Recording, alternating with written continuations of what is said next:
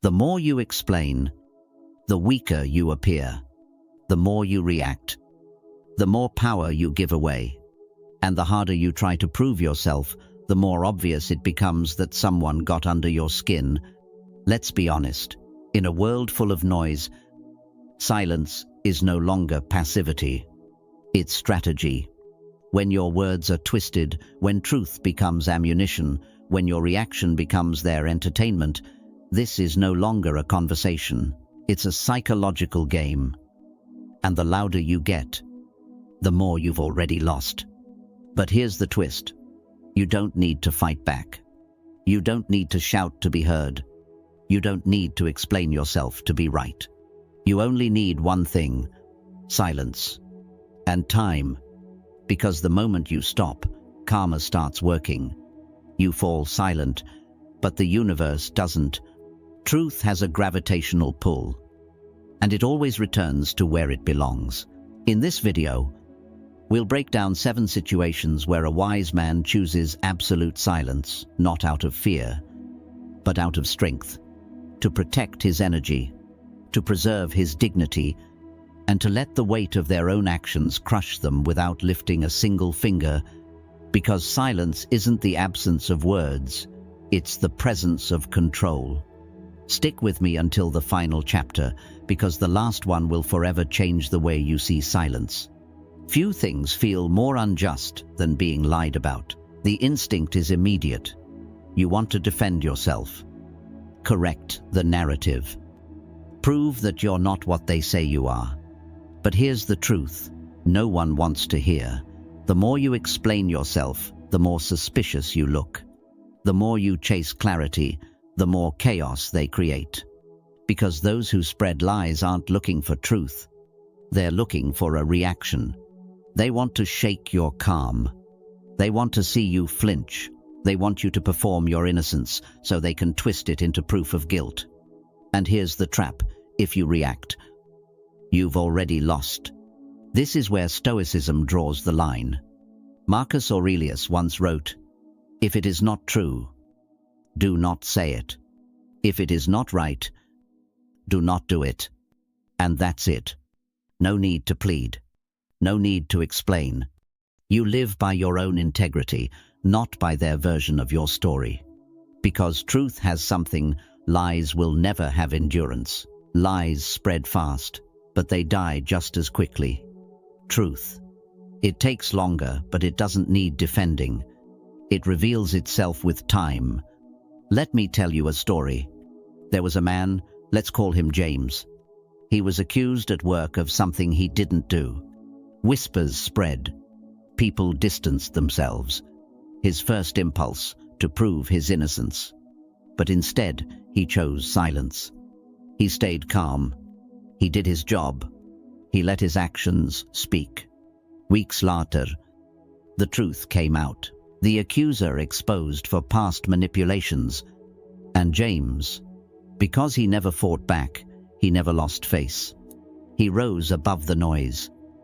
And his dignity stayed untouched. That's Stoic strength. So, how do you respond when someone lies about you? First, trust the long game. Falsehoods are loud, but truth is lasting. Let time do its quiet work. Second, anchor yourself in your values. When you know who you are, the noise outside can't touch you. Third, let karma speak for you. Those who lie often live in cycles of drama, and sooner or later they lie themselves into a corner. At the end of the day, silence is not surrender. It's self-respect. You're not hiding. You're rising above the noise, above the pettiness, above the lie. Let them talk. Let them spin. And let the truth do what it always does: return. Betrayal doesn't just hurt. It shifts the ground beneath your feet. It comes from those you trusted: friends, partners, family. And when it hits, it feels like your chest collapses inward. The first impulse is to confront, to ask, how could you, to demand why, to plead, Do you even realize what you've done? But here's the brutal truth.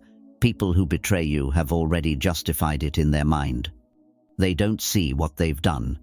Or worse, they do, and they simply don't care. And the more you try to get closure, the more you reopen your own wound. You see, when someone betrays you, what they really want is your energy, your reaction, your pain, your confusion. Why? Because that gives them power. That proves they mattered. So what happens when you give them nothing? No rage, no revenge, no explanation, just silence. That's when they realize they didn't just lose access to your words. They lost access to your soul. Seneca once wrote, "A gem cannot be polished without friction, nor a man perfected without trials." Betrayal is friction. It stings, but it clarifies. It separates what's real from what's convenient, and it forces you to confront one hard truth. Not everyone you love is meant to stay. Let me tell you a story. There was a woman, let's call her Sarah. She had a best friend for over a decade. They shared everything: dreams, doubts, victories. But one day, Sarah found out that this friend had betrayed her, exposed her secrets, undermined her success. For what? Jealousy, insecurity, ego. At first, Sarah wanted a confrontation, to unleash everything, to make her feel the pain she caused. But instead, she chose silence. No fight, no drama, just a quiet exit. And do you know what happened? The friend waited for the blow-up. She was ready for the chaos. But all she got was absence. And that silence, it haunted her. Because silence has weight. It echoes louder than any argument ever could. So when betrayal finds you, and it will remember this, first, accept who they really are. Don't cling to who you thought they were. That version no longer exists. Second, don't waste breath on someone who already wrote your value in pencil. You don't need to make them understand what they chose to ignore. Third, walk away without explanation, because silence forces reflection, and reflection is the one thing betrayers avoid most. At the end of the day, you are not the one who lost. They are the one who lost access to someone who was loyal, real, and rare. Let them live with that, not through punishment, but through your absence and your peace. Insults are cheap. That's why the weak use them. When someone insults you through sarcasm, passive aggression, or a direct verbal jab, they're not trying to speak truth. They're trying to provoke. They want your reaction, because your reaction is their validation. And the moment you snap back, raise your voice, or defend yourself, you've handed them exactly what they wanted: control. It doesn't matter how clever your comeback is. If you respond, you've already played their game. And here's the part most people don't realize. You don't need to win the argument. You just need to not enter it. Marcus Aurelius once said, "The best revenge is not to be like your enemy." Read that again. When someone insults you, they're inviting you down to their level, hoping you'll abandon your dignity and meet them in the mud. But a Stoic doesn't live in the mud. A Stoic doesn't flinch, doesn't fire back. He just observes, calm, still, unbothered. Let me tell you a story. There was a man, let's call him David. He had just earned a well-deserved promotion. At a company event, a jealous coworker took a jab at him in front of the whole room. Wow, I guess they're giving promotions to just anyone now. Everyone turned to David, waiting for the reaction. But he didn't argue. He didn't defend. He looked the man in the eyes, smiled, and said absolutely nothing. Just silence. No comeback. No drama. And in that moment, David didn't just win the room, he won the war. Because silence, it strips power, and nothing frustrates an insulter more than being ignored. So, how do you handle insults? First, recognize what they're fishing for. They don't want the truth. They want to disrupt your peace. Don't let them. Second, let your stillness speak. When your face doesn't flinch, when your tone stays calm, it sends a message louder than words. You don't control me. Third, hold your frame. Confidence doesn't argue. Self-respect doesn't explain. When you refuse to lower yourself, they rise to nothing. At the end of the day, you don't need to match their noise. You need to master your silence. Because real strength doesn't yell. It doesn't need to. And the most devastating answer to an insult is indifference. Some people don't want resolution. They want attention.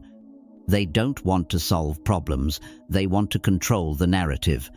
And the most effective way to do that, play the victim. They rewrite the story. They remove their role. They twist facts, shed tears. And suddenly, you become the villain. And the more you try to explain, the worse it gets. Because to everyone else, it looks like you're attacking someone who's already hurting. They've flipped the script. Now you're the aggressor. And they're the poor, misunderstood soul.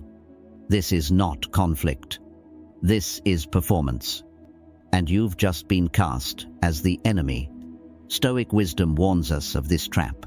Epictetus once said, "To complain is always non-productive and never appropriate." Victim players don't complain for solutions. They complain for sympathy. And if you step in to defend yourself, you validate their performance. The only winning move is silence.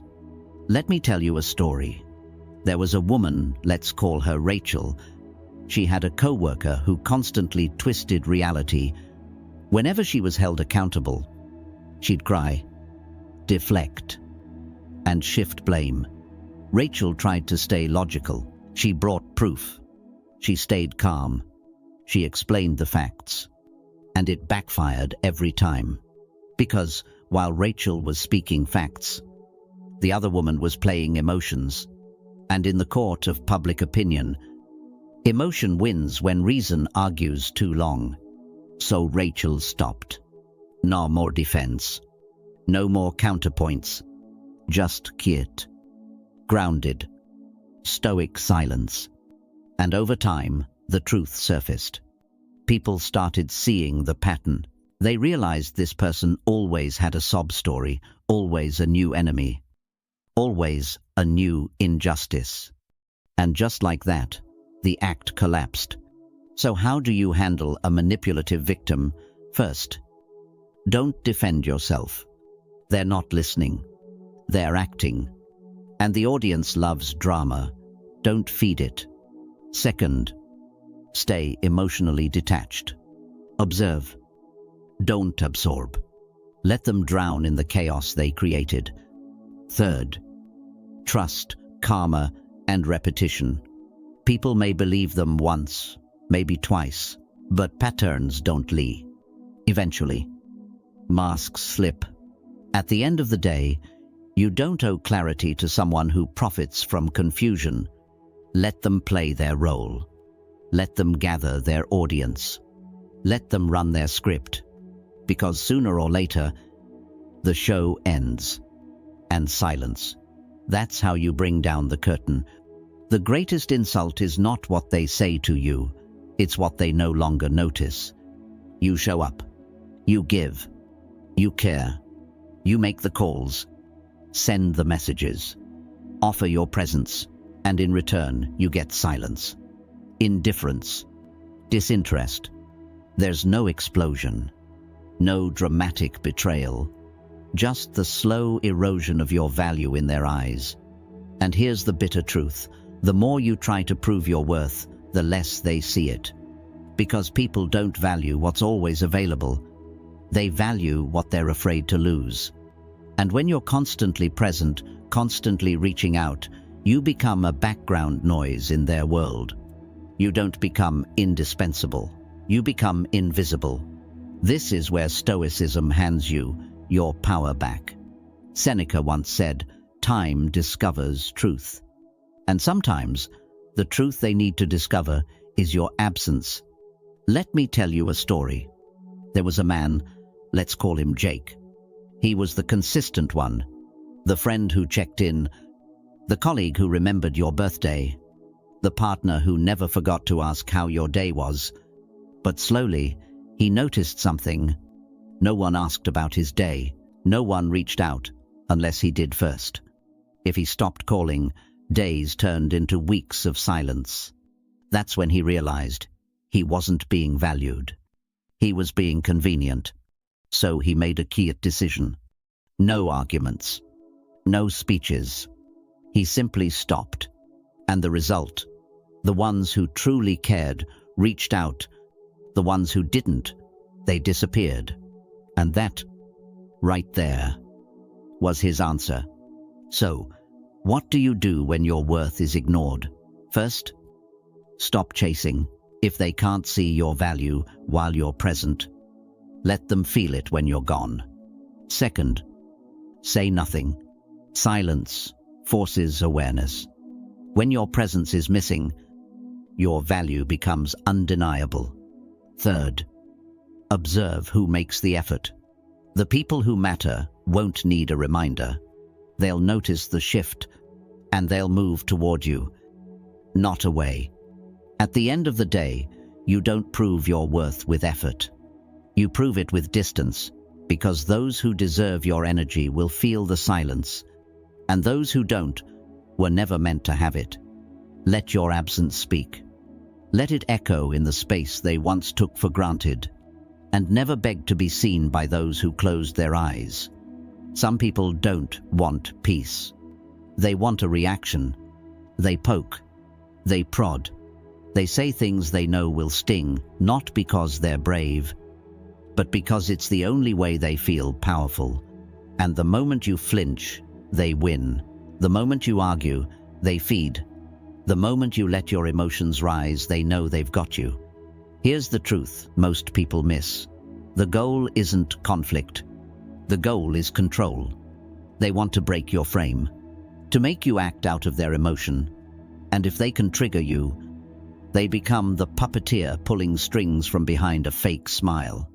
But here's where Stoicism becomes a shield. Marcus Aurelius said, "You have power over your mind, not outside events. Realize this, and you will find strength." That is the essence of self-mastery.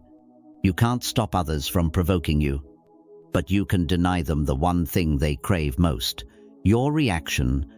Let me tell you a story. There was a man, let's call him Adam. He had a co-worker who thrived on chaos. Every meeting, every interaction, there was a jab, a sarcastic comment, a passive-aggressive insult, always framed just vague enough to avoid consequences. At first, Adam would defend himself. He'd argue, justify, explain, and every time he left the room, more exhausted than before, until one day, he made a shift. The next time that co-worker tried to provoke him, Adam looked at him, smiled faintly, gave a calm nod, and said nothing. Just silence. No eye rolls. No sighs. No tension. Pure detachment. And the result? The co-worker flinched. Because when you're used to playing with fire, you don't know what to do when the match doesn't light. Eventually, he gave up, because without fuel, even the most toxic flame dies out. So how do you handle provocation? First, recognize the pattern. Repetition reveals motive. If someone always stirs conflict, it's not personal. It's strategic. Second, hold your frame. Do not let emotional bait pull you out of alignment. You control your breath, your tone, your presence. Third, let your calm be your power.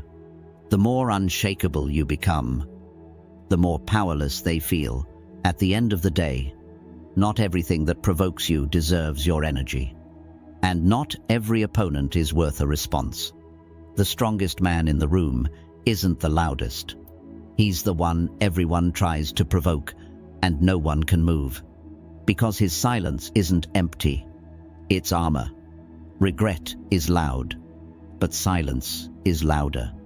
There comes a moment after they've taken you for granted, after they've ignored your value, after they assumed you'd always be there when they realize you're gone, and suddenly, the silence they once overlooked becomes deafening.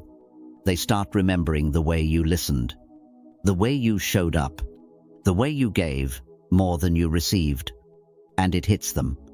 They didn't just lose a person, they lost a presence, a light, a constant, but by then, it's too late. Here's what you need to understand. If someone only starts to value you after you leave, they never truly valued you when it counted. And the worst thing you can do is go back just because they finally noticed. Epictetus once said, "No man is free who is not master of himself." And self-mastery means this: you don't return to places that broke you. You don't lower your standards to comfort their guilt. You don't explain your silence. You let it speak for you. Let me tell you a story. There was a woman, let's call her Olivia. She gave everything to her relationship: time, love, energy. Her partner, he got comfortable, took her for granted, assumed her presence was permanent. Until one day, she left. No argument, no breakdown, no emotional exit, just a quiet departure. At first, he brushed it off. Then came the weeks, the months, the unanswered calls, the echo of a presence he didn't realize he needed until it was no longer his. He begged, apologized, promised change. But Olivia, she had already healed in silence, and that silence became her freedom. So what do you do when someone regrets losing you? First, don't give them an easy way back. If your value was invisible then, your absence needs to remain visible now. Second, resist the urge to explain. Let them feel the weight of their actions without cushioning it with closure. Third, stand firm in your silence. Not out of spite, but out of respect for yourself. At the end of the day, they had access to you, and they wasted it. Now, let them sit with that truth. Alone, because your silence, that's not punishment. That's wisdom. It says, you don't get to walk in and out of my life and still expect the door to stay open. Let them regret. Let them remember. But don't let them return. You don't owe them a second chance. You owe yourself peace. You don't need to yell to be heard. You don't need to fight to win. And you don't need to speak to make a statement. In a world addicted to noise, silence is radical. It's not weakness. It's not surrender. It's the language of those who no longer need validation. Because when you fall silent, you take back your power. You step out of the trap. You let time, truth, and karma finish the sentence you chose not to write. A stoic man doesn't chase approval. He doesn't beg for closure. He doesn't collapse under noise. He simply steps back and lets the universe do what it does best, restore balance.